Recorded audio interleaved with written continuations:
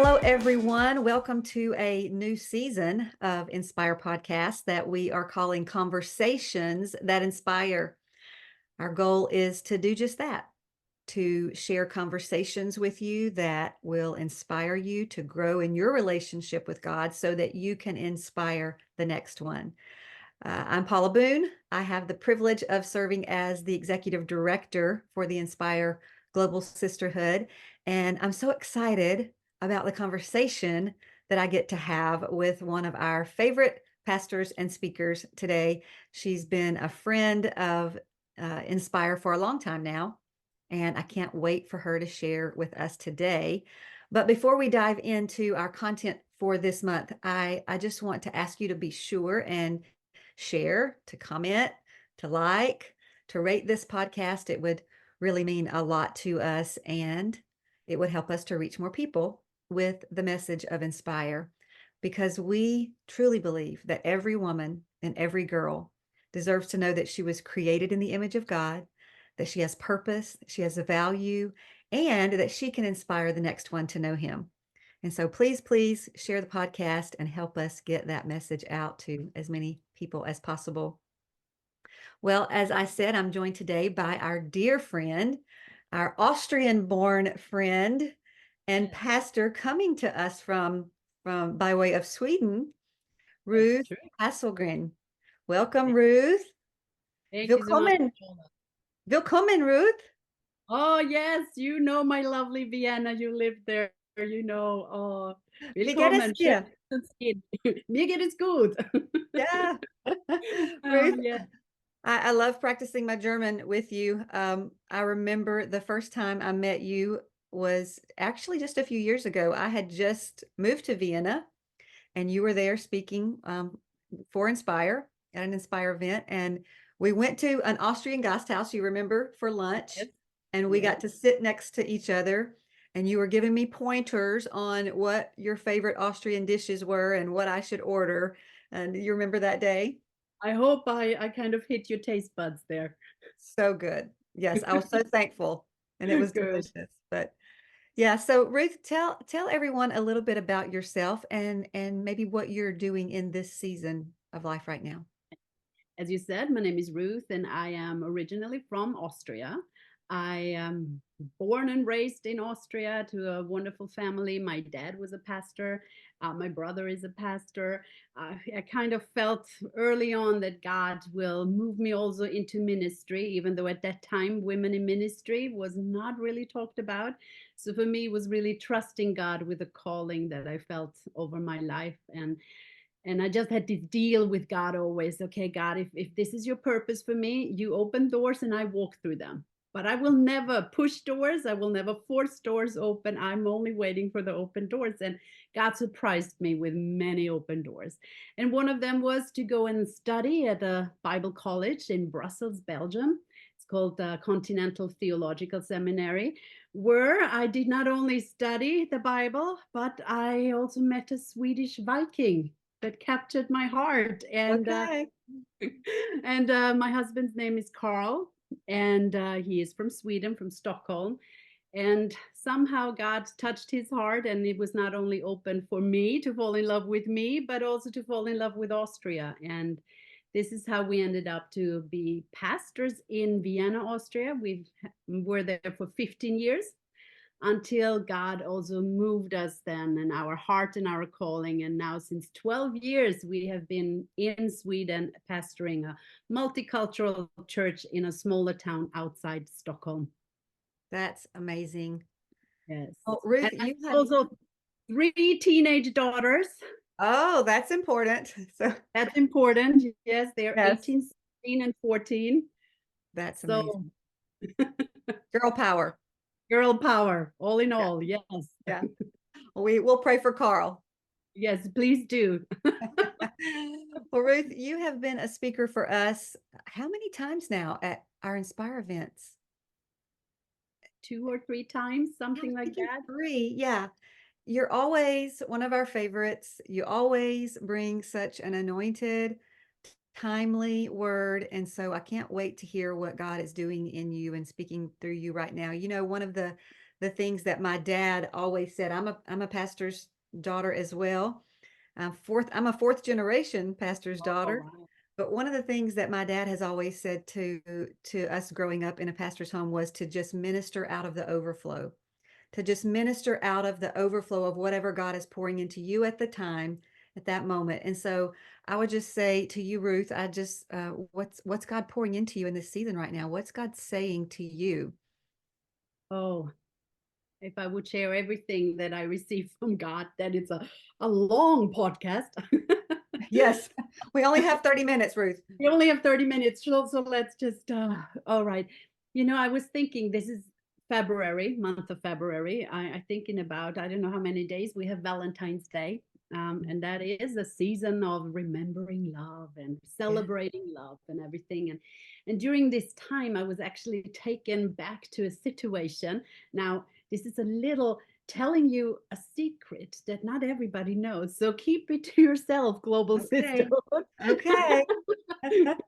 No, I a very friendly young man once upon a time came into my life and invited me to meet him somewhere, and we were just friends, studied together. And when I arrived at this location that he pointed out, I was surprised because he has just built a beautiful setup with flowers and decorations, and he seated me on a beautiful chair, and he walked up to a little stage that he built, and he suddenly started to confess his love to me and proposed. Oh, It was totally unexpected because I was just a friend. I had never any feelings. I never spent any time with him extra than being in class together. So this came totally out of the blue. And well, I just listened to the whole thing, and I knew in my heart, okay, I have to tell him, where this is going. And I prayed. I remember saying, God, please, I don't want to hurt him. I just want to be, you know, friendly and nice. But I just have to be very clear with him as well. So yes. after a while, he stepped down. This was at least 10, 15 minutes. He stepped down and he came closer to me, and he sat down and he just stared at me, and I had to just let Oh, him down. I'm so sorry, but I had to tell him this is not going to happen.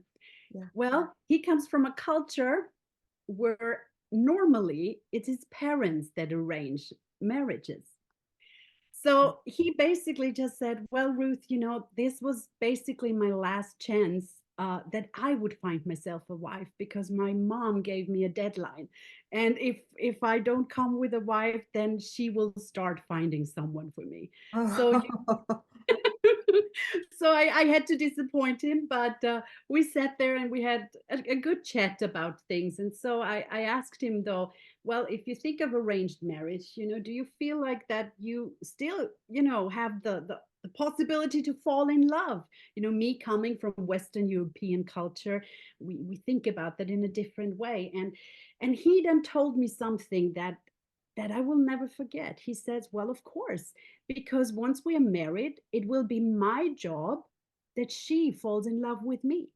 wow. And it will be her job that I fall in love with her. So we work on that, and then we're in love. Wow. Just listening, and I thought, this is profound. And then he said, and then maybe in 10 years when we go through a crisis, we just have to remember to start all over again, that Wow. I have to start again, making sure that she falls in love with me again, and vice versa. And Wow. and that is really something that I took with me. I'm also an educated family and marriage therapist, and I saw so often, couples and people, when it's about love, it's basically we want to love only those that do things for us, that Right. make us happy. We feel we're entitled to happiness, and we put the responsibility in other people to make us happy. And if you don't fulfill my happiness, if you don't do things, then, well, then you're probably not worthy enough for me to love you. It's true. And So this whole proposal moment with him taught me actually a life lesson. Yes. What does love really mean? Mm, so How good. do we love? And how deep do we love? And in all my thoughts, I just recently was thinking very much, how deep do we love Jesus? Mm, Do we have the same mindset around Jesus? Is he making me happy? wow. Is he fulfilling my needs? Then I can love him back. Is he maybe answering all of my prayers? Well, then yes, then it's easy to love him, right? I mean, we have kind of this checklist, and somehow I don't think we have it, actually, but we're wired like this. It's so true. Our our love, our relationships are so often wired. What do I get from this? What do I receive from this? And Yeah. it's not so much what do I do for the other person? It's What so what true. do I bring to the table? Yeah, that is definitely our idea of love in our culture, and just like you said, and so it carries over into our love relationship with God. Yeah. Yes. Yes, absolutely. And then God just spoke to me and he led me to Mark chapter 14. And this whole chapter is basically about the the last week almost of Jesus ministry here on earth. It's just before he was crucified. And when we start in the chapter in Mark chapter 14 verse 1, there you have the explanation about the Passover feast and all the things, and about how the chief priests and the teachers of the law were scheming to arrest Jesus and kill him. Mhm. Hate. It's a lot of hate, Mhm. hostility, really going against Jesus. Then when you jump to verse 10 and 11, we read about Judas Iscariot, and we read about him going to the chief priests, plotting with them. And there we see hate again. Right. Hate towards Jesus from somebody that actually should be so close with him. He lived with Jesus for 3 years. Mhm. So we have this hate on both sides, from strangers and from someone close to Jesus. But then in between, those verses in between is love. Yeah. And I think that is so beautiful how Mark just paints this picture. And somehow maybe we should think about it. That's our world as well. I mean, we have wars, we have this hate, we have all those things happening in our societies, in our world. Awful things may be happening to innocent people, but we also have hate that can happen very close to your home. True. Maybe you live in circumstances in your own home, in your own family, where things happen that are out of control. And you just stand there and you find yourself in situations and you think, how on earth can that all happen in my life? Yeah. But then think of Jesus. Mm. You have those hate from outside, hate from inside. But then Mark tells us about a woman called Mary. Mhm. And now, sisters, this is a woman that Yes. decides, in the middle of everything, in the middle of hate, in the middle of circumstances that are out of control, I want to love Jesus. Mm. I want to show him my love. I want to display my love publicly in front of everybody, no matter what. Mm. And we read in Mark chapter 14, in verses 3 to 9, the story how she came, she was there. It was they ate dinner on and everything, and their friends there, and her brother, and probably her sister. And then suddenly she takes out a perfume bottle Mm. and she opens it up and she anoints Jesus. In John, we read that she anoints his feet and that she takes her hair to pat him dry. Wow. And how people react. We read about how people react around her, Yeah. and we read also how Jesus reacts. Yeah. And for me, when I read this, I just realized this might be maybe the most profound passage in the Bible about worshiping God and loving Jesus. Mm. About that no matter what happens around you, that it's up to you individually. How deep do you love Jesus? So good. So as we look at this, Ruth, then how would you say, what are some ways that we could evaluate that for our own selves? Like, what would that look like? Um, kind of based on that. Yes, I mean, if we look what she's doing, she decides to go just to see Jesus and nothing else.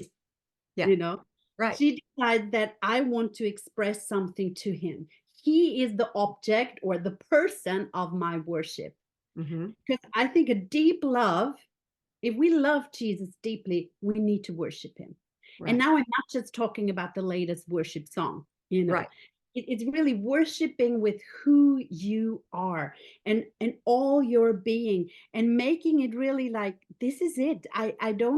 I don't care about what's happening around me. I don't care about what other people think and their opinions about it. It's not about, if I feel like worshiping. I mean, that's sometimes Right. what we do, right? I Right. know, Paula, you are a fantastic worship leader. And and the thing is, how do we worship? Is it like, oh, if it's the songs that I like, then I can worship. Right. You know, if it's the right music style, then I can worship. Right.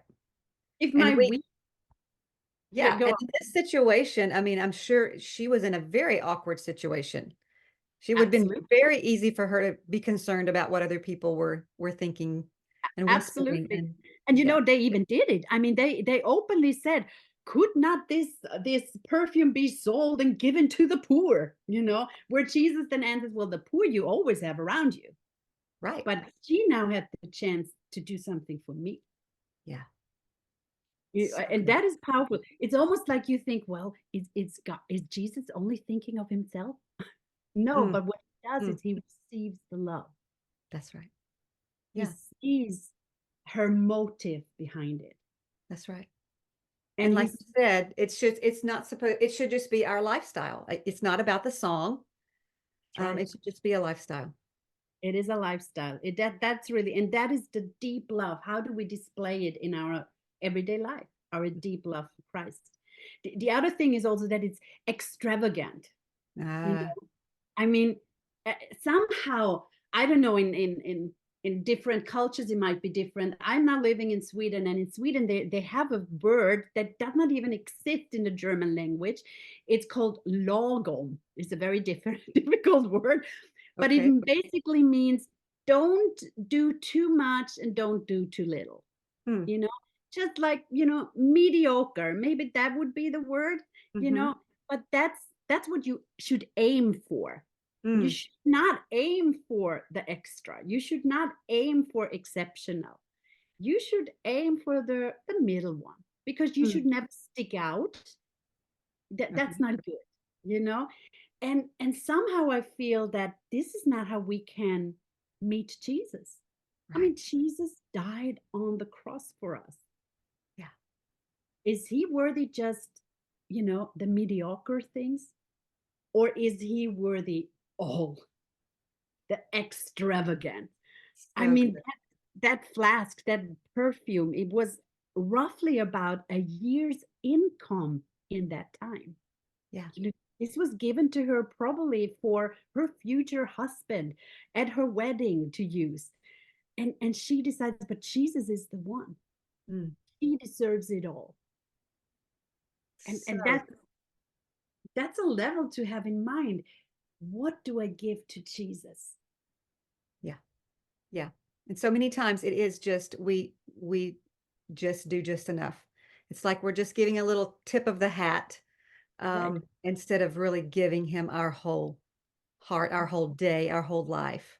That's right. That extravagant worship, like you said. Yeah. And this year, or last year, I thought it was so interesting, because somehow when you are, ministering in a church, you sometimes hear from people, yeah, our church services, they're sometimes too long. And you Mm. wonder, like, too long is maybe 1 hour, 45 minutes. Maybe if something is special, we could go up to almost 2 hours, but it's hardly ever 2 hours. And then all the movies that came this year, I mean, they were 3 hours, 2.5 hours, and people just went to the movies like crazy. And I was like, what? It's true. It's no problem to sit through a 3.5 hour Oppenheimer movie, but church should not be more than 1.5 hours. It's You know, so true.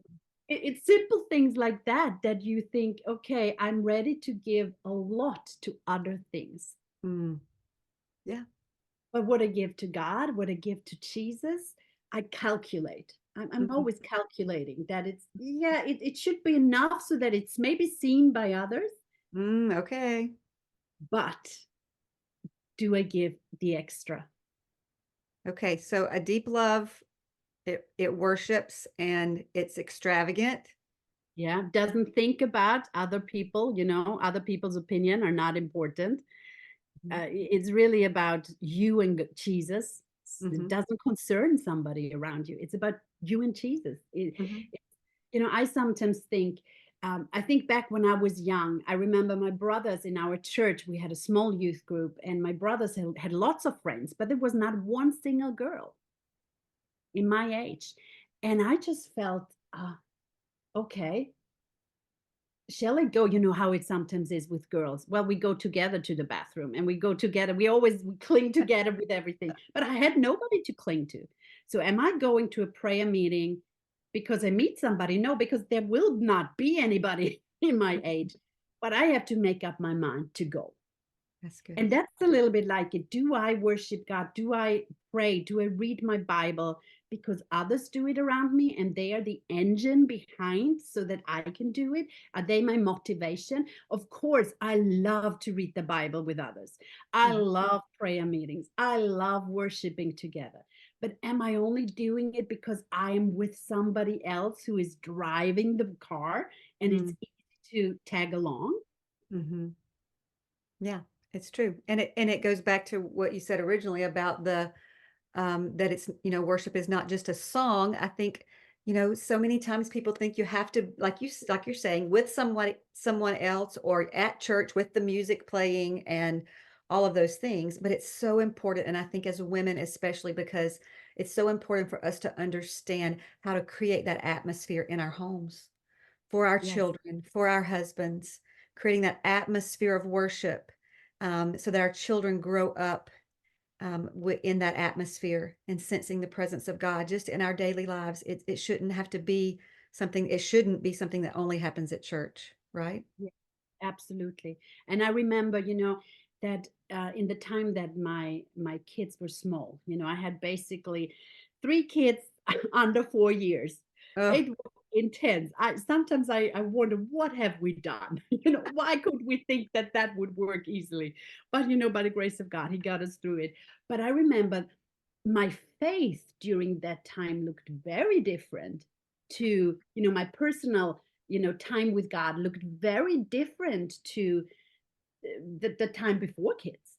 sure. And it looks very different now that I have 3 teenage daughters. Right. And I realized that the different phases of life also move us in different ways of what is doable. That's right. And of course, I was not with 3 small kids under 4 years. I could not dedicate the same amount of time to whatever. Exactly. But I could definitely find my ways of how do I meet God? And I remember at that time I had my devotional in the bathroom.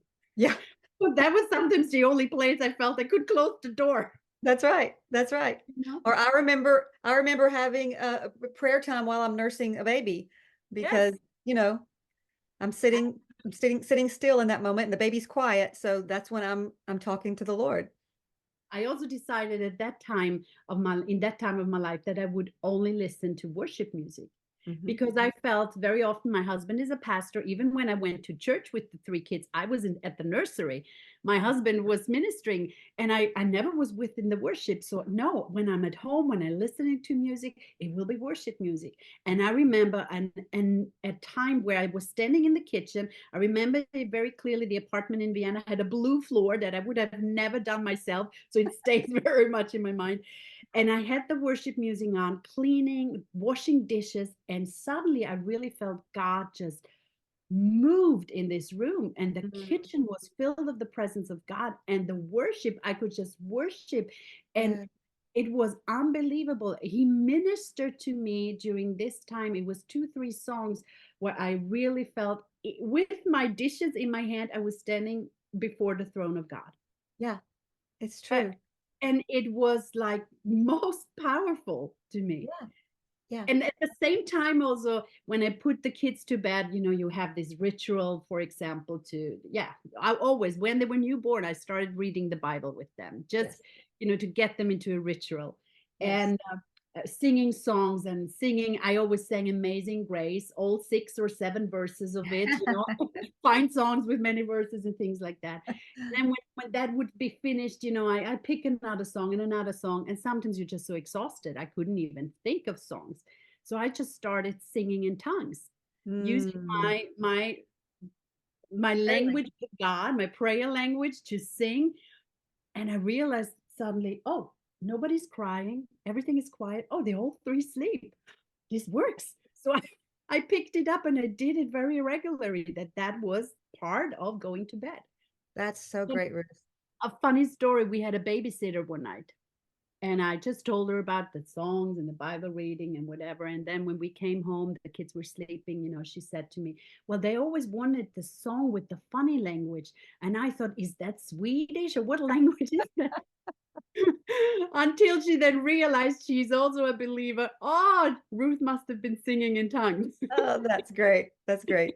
No, but it is so important. And you're right. It looks different in every season, but it's important that we are intentional about creating that atmosphere in our homes because, I mean, we need it obviously for our own spiritual growth, but our children need it. Our husbands need it when they walk in the door and at the end of the day that the house is not chaos, if there's always going to be a measure of chaos when you have three little children, but you know what I'm saying. And I also remember when my daughter was little, maybe 2 years old, and we would have on Sunday nights a prayer meeting at church. And I would go, I'd take her, and of course I got very little praying done because she's 2 and she's active, and I was just having to deal with her the whole time.